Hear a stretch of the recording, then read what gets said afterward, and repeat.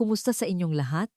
Ako si Dr. Maria Reyes at ngayon ay susuriin natin ang paksang natural na paglaban sa paghina ng kalamnan gamit ang prutas para sa mga senior na higit 60. Nahulog mo ang isang bagay at inabot ka ng 3 segundo upang yumuko at pulutin ito. Pagod na pagod ka pagkatapos umakyat ng hagdan. Hindi ito senyales na ikaw ay tumatanda. Iyan ay senyales mula sa iyong mga kalamnan. Pagkatapos ng 60, karamihan sa atin ay nakakaranas nito. Mahihinang braso, mas matagal gumaling ang iyong katawan, takot mahulog, at ang pakiramdam ng pagkawala ng kontrol sa sariling katawan. Hindi ka nag-iisa. Maraming tao ang nag-iisip na ang edad ay edad. Walang makakapagpabago nito. Mali.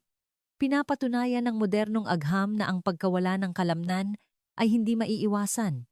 Ito ay resulta ng kung ano ang ginagawa mo o hindi mo ginagawa. Sa video na ito, matututunan mo kung paano pagsamahin ang 5 partikular na prutas upang matulungan ang iyong mga kalamnan na gumaling, palakasin, at higit sa lahat, maibalik ang iyong kalayaan. Walang gamot?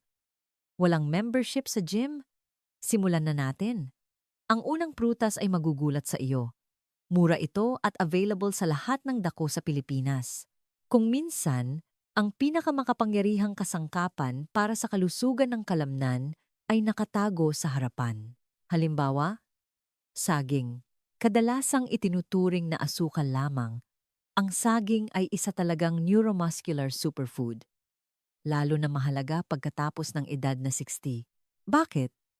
Dahil isa sa mga hindi napapansing sanhi ng panghihina ng kalamnan, pulikat, at maging ang mahinang balanse ay ang pagkaubos ng mineral habang tayo ay tumatanda. Mas kakaunti ang ating naiabsorb at napananatili na mahahalagang electrolyte. Lalo na ang potassium at magnesium, parehong mahalaga para sa pagkontrata ng kalamnan, pagpapadala ng signal ng nerve, at hydration. Talakayin natin ito. Hindi nagkokontrata ang iyong mga kalamnan sa pagpipilit lamang. Tumutugon ang mga ito sa mga electrical signal mula sa nerves. Ang signal na iyon ay naglalakbay sa isang chain ng ion exchanges, sodium palabas, potassium papasok sa buong lamad ng kalamnan. Kung mababa ka sa potassium, humihina ang signal at humihina rin ang iyong lakas. Ang isang katamtamang saging ay naglalaman ng humigit kumulang 4,204 miligrams ng potassium, halos 10% ng iyong pang-araw-araw na pangangailangan. Nakakatulong ang potassium na bawasan ang pagkapagod ng kalamnan, panatilihin ang balanse ng electrolyte, at pigilan ang masakit na pulikat, na kadalasang nakakagambala sa pagtulog o naglilimita sa paggalaw ng mga matatanda.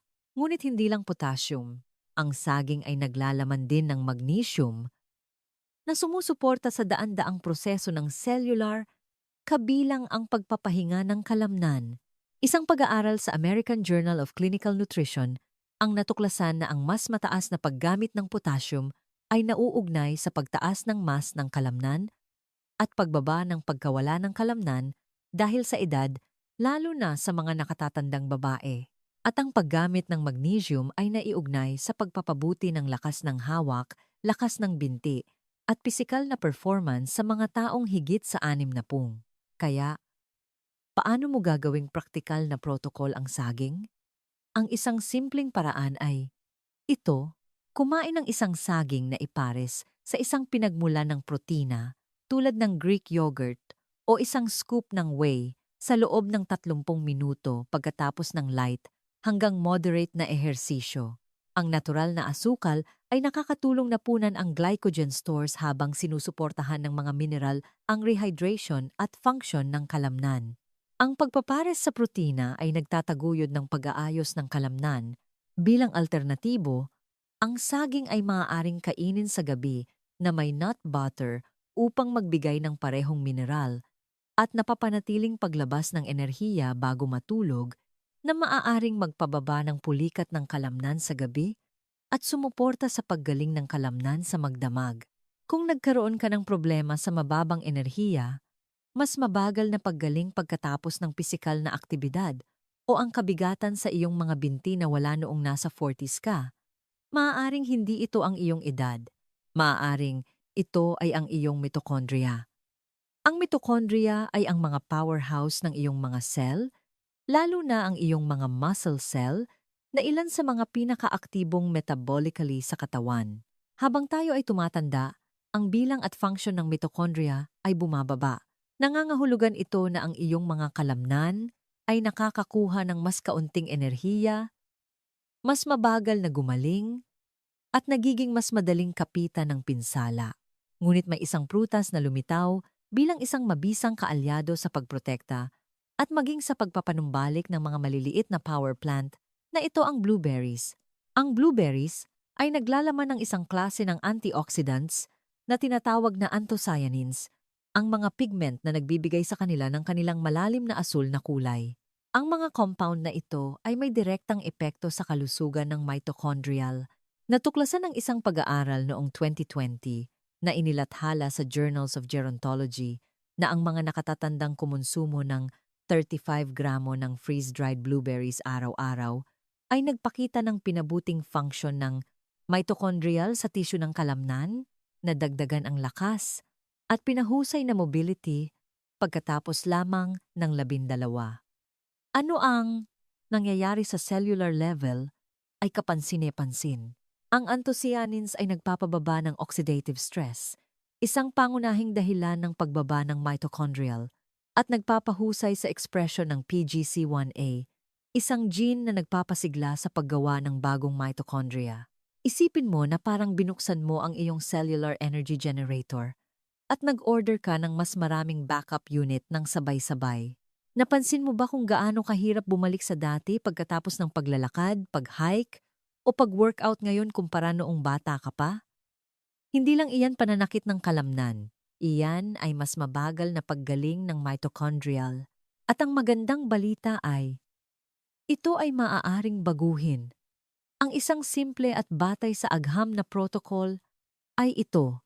Magdagdag ng 1,002 hanggang 1,000 ng blueberries, sariwa o frozen, sa iyong post-exercise meal o morning smoothie. Ang susi ay ang pagiging consistent dahil ang protektibong epekto ay nabubuo sa paglipas ng panahon. Hindi ito isang superfood hack. Ito ay isang pangmatagalang nutritional investment sa iyong cellular energy systems. At narito ang isang bonus. Hindi lang nakakatulong ang blueberries sa mga kalamnan, nakakatulong din sila sa utak. Ang parehong anthocyanins na nagpapalakas ng function ng mitochondrial sa mga muscle cells ay nagpapabuti rin ng daloy ng dugo at nagpapababa ng pamamaga sa utak. Kaya kapag kumakain ka ng blueberries, pinapahusay mo ang iyong pisikal na lakas at ang iyong cognitive endurance. Isa sa mga tahimik na puwersa na nagtutulak ng pagkawala ng kalamnan dahil sa edad at pangkalahatang pagbaba ng pisikal na performance ay isang bagay na hindi direktang nararamdaman ng karamihan sa mga tao. Ngunit ang mga bakas nito ay nasa lahat ng dako, sa mabagal na paggaling, paninigas ng kasukasuan, pagbaba ng lakas, at patuloy na pagkapagod. Ang puwersang iyon ay talamak na mababang grado na pamamaga. Habang tayo ay tumatanda, ang inflammatory set point ng katawan ay may posibilidad na tumaas. Ito ay kilala bilang inflammaging at lumilikha ito ng isang masamang kapaligiran para sa pagpapanatili ng kalamnan. Ang mga nagpapaalab na molekula tulad ng IL-6, TNF-alpha at CRP ay nakakagambala sa synthesis ng protina ng kalamnan, sumisira sa mitochondria at nakakasagabal sa pagpapadala ng signal ng insulin. Lahat ng ito ay nagpapabilis ng sarcopenia. Ngunit may isang prutas na maaaring lubhang magpababa ng mga nagpapaalab na signal na ito. At hindi ito nagmumula sa isang bihirang halaman sa Amazon. Nagmumula ito sa simpleng tart cherry. Ang tart cherry, lalo na ang Montmorency variety, ay puno ng anthocyanins at polyphenols na ipinakita upang bawasan ang mga marker ng pamamaga sa dugo at tissue ng kalamnan. Kaya, sa isang randomized controlled trial na inilathala sa Journal ng International Society of Sports Nutrition ang mga kalahok na kumonsumo ng tart cherry juice sa loob ng 7 araw, bago at pagkatapos ng isang matinding ehersisyo ay nakaranas ng mas kaunting pananakit ng kalamnan, nabawasan ang pamamaga, at mas mabilis na paggaling ng lakas kumpara sa mga binigyan ng placebo. Ngunit narito ang nagpaparamdam na ito ay lalong mahalaga pagkatapos ng 60. Hindi lamang nakakatulong ang tart cherries pagkatapos ng matinding ehersisyo, nakakatulong din sila sa baseline na pamamaga. Ipinapakita ng mga pag-aaral sa mga matatanda na ang araw-araw na pagkonsumo ng tart cherry juice ay nagpapababa ng antas ng CRP, isang mahalagang marker ng systemic na pamamaga, at nagpapabuti ng mga marker ng oxidative stress kahit walang ehersisyo. Ano ang nangyayari sa iyong katawan kapag umiinom ka ng tart cherry juice o kumakain ng tuyong tart cherries? Nagbibigay ka ng mga natural na compound na nagpapababa ng NF-κB, isang pangunahing driver ng inflammatory response ng katawan. Pinapababa mo rin ang antas ng uric acid, sinusuportahan ang kalusugan ng kasukasuan, at pinapanatili ang tissue ng kalamnan sa pamamagitan ng pagbabawas ng catabolic signaling, ang mga breakdown signal na tumataas sa edad. Narito ang isang simpleng protocol na ilalapat. Uminom ng 8 hanggang 12 ounces ng unsweetened tart cherry juice sa gabi, mainam na 1 hanggang 2 oras bago matulog. Bakit gabi? Dahil ang tart cherries ay natural din na pinagmula ng melatonin, ang hormone na nagtataguyod ng pagtulog, na nakakatulong na mapabuti ang paggaling sa panahon ng malalim na pagtulog. At ang kalidad ng pagtulog ay kung saan nangyayari ang karamihan sa pag-aayos ng iyong kalamnan. Isipin ang pagtatangkang muling itayo ang isang bahay na may lahat ng tamang materyales, mga ladrilyo, kahoy, pako, ngunit walang paraan upang ihatid ang mga ito sa lugar. Ganyan ang nangyayari sa loob ng iyong katawan kapag ang mga nutrient at oxygen na nagtatayo ng kalamnan ay hindi makarating sa tissue na kailangan ayusin. At pagkatapos ng 60, isa sa mga nakatagong hadlang sa pagbabago ng kalamnan ay ang pagbaba ng daloy ng dugo. Diyan pumapasok ang granada, ang nitric oxide booster ng kalikasan. Ang granada ay mayaman sa polyphenols, lalo na ang elagitanins na kinokopya ng katawan sa urolithins, mga compound na lubos na nagpapataas ng produksyon ng nitric oxide. Ang nitric oxide ay isang vasodilator. Pinapahinga at pinalalawak nito ang mga daluyan ng dugo, pinapabuti ang sirkulasyon at pinapahusay ang paghahatid ng oxygen at nutrients sa gumaganang tissue ng kalamnan. Bakit mahalaga ito pagkatapos ng 60? Dahil natural na sinisira ng pagtanda ang endothelium, ang manipis na layer ng mga cell na bumabalot sa iyong mga daluyan ng dugo, na nagreresulta sa mas matigas na arteries at nabawasan ang daloy ng dugo. Ipinakita ng isang pag-aaral noong 2016 na inilathala sa Clinical Nutrition na ang mga matatanda na kumonsumo ng pomegranate extract sa loob lamang ng 2 linggo ay lubhang napabuti ang daloy ng dugo, oxygen uptake, at pisikal na performance habang naglalakad at nag-ehersisyo. Sa isa pang pag-aaral sa Nature Metabolism, natuklasan na ang urolithin A, isang compound na mula sa granada, ay nag-activate ng mitophagy, isang proseso na naglilinis ng mga nasirang mitochondria na sumusuporta sa mas mahusay na tibay at lakas ng kalamnan. Narito ang isang simple at siyentipikong protokol. Uminom ng 4 hanggang 6 na ounces ng unsweetened pomegranate juice, 30 hanggang 60 minuto, bago ang light exercise o paglalakad. Ang timing na ito ay umaayon sa tugatog ng paglabas ng nitric oxide na tumutulong upang mapalakas ang daloy ng dugo sa panahon ng paggalaw. Bilang kahalili, magdagdag ng mga buto ng granada sa isang salad na mayaman sa protina o yogurt bowl upang pagsamahin ang mga amino acid na nagtatayo ng kalamnan sa mga polyphenol na nagpapalakas ng sirkulasyon. At oo, okay lang na magsimulang maliit. Kahit ilang kutsara ng puro pomegranate juice ay maaaring makagawa ng pagkakaiba, lalo na kapag ginagamit ng tuloy-tuloy. Halimbawa, ang ursolic acid, isang natural na compound na matatagpuan sa balat ng mansanas, cranberries, at prunes. Natuklasan ng pananaliksik mula sa University of Iowa na inilathala sa cell metabolism na pinataas ng ursolic acid ang muscle mass at brown fat sa mga daga sa pamamagitan ng pagpapahusay ng IGF-1 signaling at pagpigil sa atrophy genes. Sa madaling salita, ang compound na ito ay ginagaya ang ilan sa mga cellular effect ng strength training kahit walang ehersisyo. Ngayon, syempre, hindi papalitan ng prutas ang pagbubuhat ng timbang, ngunit isipin ang pagsasama ng dalawa. Ang resistance training bilang pangunahing driver at ang mga prutas na mayaman sa nutrient bilang cellular amplifiers na nagpapahusay sa iyong mga resulta. Lalo na habang tayo ay tumatanda, ang synergy na ito ay nagiging kritikal. Ang ating mTOR signaling ay nagiging hindi gaanong sensitibo, isang phenomena na kilala bilang anabolic resistance. Nangangahulugan iyon na kailangan natin ng mas malakas na signal. Hindi lamang mas maraming protina, kundi pati na rin ang mga compound na nagpapahusay sa mismong pathway.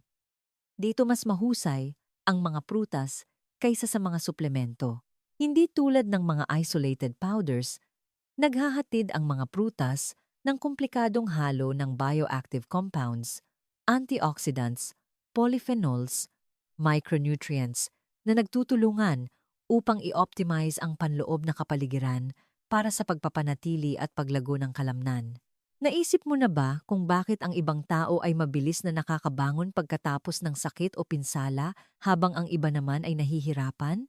Kadalasan, ito ay nakasalalay sa kung gaano kaepektibo ang kanilang katawan sa pag-aayos ng tissue ng kalamnan, at ang kahusayan na iyon ay pinamamahalaan ng parehong antas ng pamamaga at nutrient signaling. Mga lugar kung saan ang mga prutas tulad ng mansanas, berry at granada ay nag-aalok ng malinaw na benepisyo. Ang isang simpleng tool na ilalapat ay ito: simulan ang iyong araw o tapusin ang iyong strength session sa isang piraso ng prutas na may balat tulad ng mansanas o isang dakot ng cranberries. Ang layunin ay hindi upang itaas ang insulin o mag-carb load, kundi upang maghatid ng mga signaling molecules tulad ng ursolic acid kapag ang iyong mga muscle cells ay handa na para sa paglago. Narito ang nangyayari sa iyong katawan kapag ginawa mo iyan. Hindi mo lang pinapakain ang kalamnan. Nakikipag-ugnayan ka dito. Sinasabi mo sa kanya, ngayon ang oras para lumaki. Ang mga sustansya ay narito. Ang pamamaga ay mababa. Magbuo tayo muli. At ang komunikasyong ito ay lalong mahalaga pagkatapos ng 65. Bakit? Dahil ang mga satellite cells, ang stem cells na nag-aayos at nagre-regenerate ng kalamnan, ay nagiging hindi gaanong aktibo sa pagtanda. Ngunit ipinapakita ng pananaliksik sa Journal of Physiology na ang ilang mga compound ng halaman ay maaaring makatulong na muling buhayin ang mga cell na ito sa pamamagitan ng pagbabawas ng talamak na pamamaga at pagpapabuti ng kalusugan ng mitochondrial. Ang punto ay ito: ang pagkain para sa kalamnan pagkatapos ng 60 ay hindi lamang tungkol sa pagkuha ng iyong target na protina. Ito ay tungkol sa paglikha ng panloob na kapaligiran kung saan ang tissue ng kalamnan ay hinihikayat na lumago, at ang ilang partikular na prutas, lalo na ang mayaman sa mga compound na nakabase sa balat tulad ng ursolic acid, ay nakakatulong sa pagtatakda ng yugtong iyon. Ito ang paraan kung paano natin binabago ang usapan mula sa pagkain lamang ng malusog patungo sa pagkain para sa pagiging matatag, para sa lakas, at para sa mahabang buhay. Ang pag-alam kung ano ang kakainin ay makapangyarihan, ngunit ipinapakita ng agham na bihira itong sapat upang lumikha ng pangmatagalang pagbabago, lalo na pagkatapos ng 60 kapag ang mga gawi ay malalim na nakaugat at ang mga biological rhythm ay nagbabago. Kaya, ang huling susi sa pagbaligtad ng sarcopenia ay hindi lamang nutrisyon. Ito ay pag-uugali. Ang mga prutas na ating sinaliksik, mansanas, blueberries, tart cherries, saging, at granada ay mga kaalyado na sinusuportahan ng agham, ngunit kailangan nilang ilagay sa tamang oras, ipares, at isama sa iyong buhay sa paraan na talagang tatagal ang iyong utak. Doon nagtatagpo ang agham ng pag-uugali at nutritional neuroscience. Simulan natin sa timing. Patuloy na ipinapakita ng pananaliksik na ang katawan ay pinaka-responsive sa nutrients sa dalawang bintana. Pagkatapos ng ehersisyo, sa loob ng 30 hanggang 60 minuto, ito ay kapag ang mga muscle cells ay handa na para sa pagkuha ng glucose at pagsasama ng amino acid. Ito rin ay kapag ang sensitivity ng insulin ay pinakamataas. Bago matulog sa panahon ng pagtulog, ang growth hormone ay tumataas at ang pag-aayos ng kalamnan ay bumibilis. Ang pagkonsumo ng tamang nutrisyon bago matulog ay sumusuporta sa paggaling sa magdamag at binabawasan ang pagkasira ng kalamnan. Narito ang isang praktikal na protocol. Pagkatapos ng ehersisyo, ipagsama ang saging o blueberries na may 15 hanggang 25 gramo ng protina tulad ng Greek yogurt, isang protein shake o cottage cheese. Bago matulog, kumain ng isang maliit na mangkok ng tart cherries o hiwa ng mansanas na may nut butter. Pinagsasama ang mga anti-inflammatory effects na may mabagal na paglabas ng enerhiya at mga compound na nagtataguyod ng pagtulog. Susunod, pag-usapan natin ang mga pagpapares. Ang ilang mga compound ng prutas ay mas mahusay na naabsorb kapag kinakain na may taba o protina. Halimbawa, ang pomegranate polyphenols ay mas mahusay na naabsorb kapag kinakain na may malusog na taba tulad ng avocado o olive oil.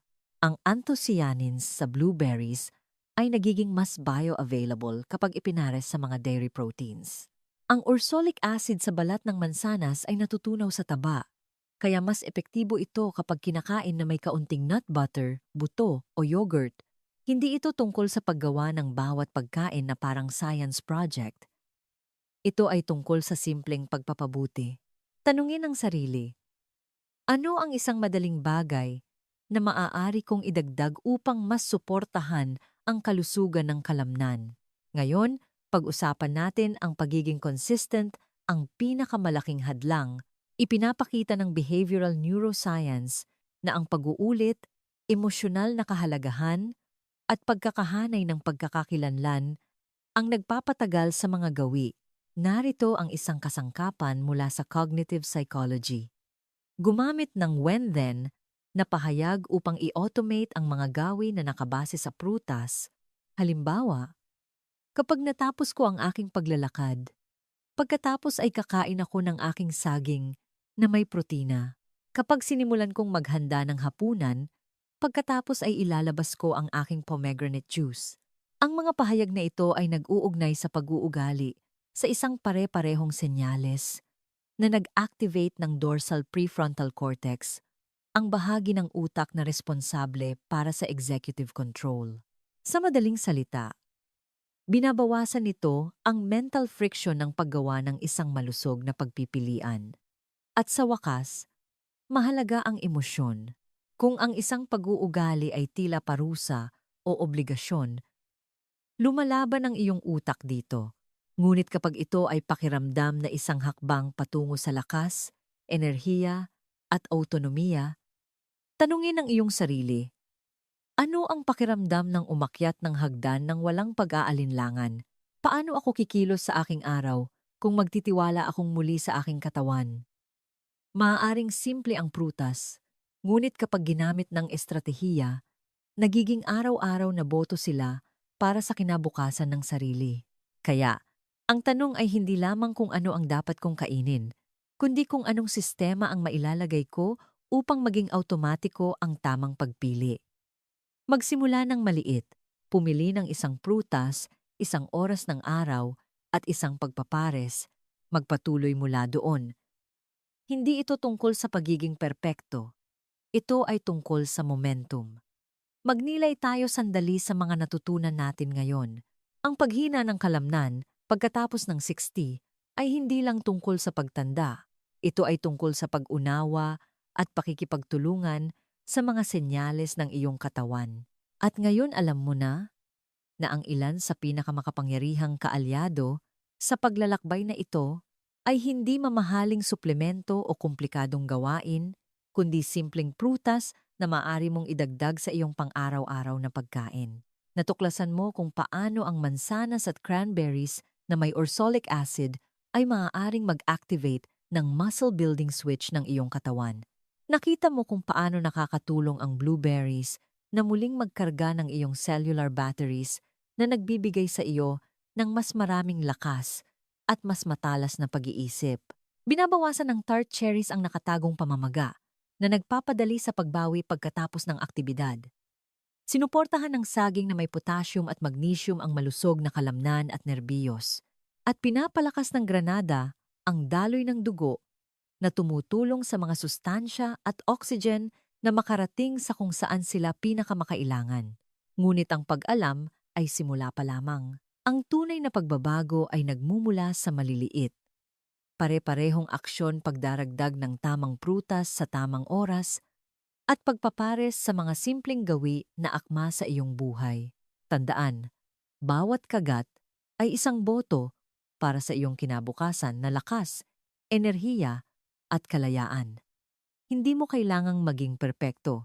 Magsimula lamang sa isang pagbabago, ulitin ito araw-araw at panoorin ang mga benepisyo na nabubuo sa paglipas ng panahon. Kung nakahanap ka ng halaga sa video na ito, mangyaring mag-subscribe para sa higit pang mga tip na sinusuportahan ng agham sa malusog na pagtanda.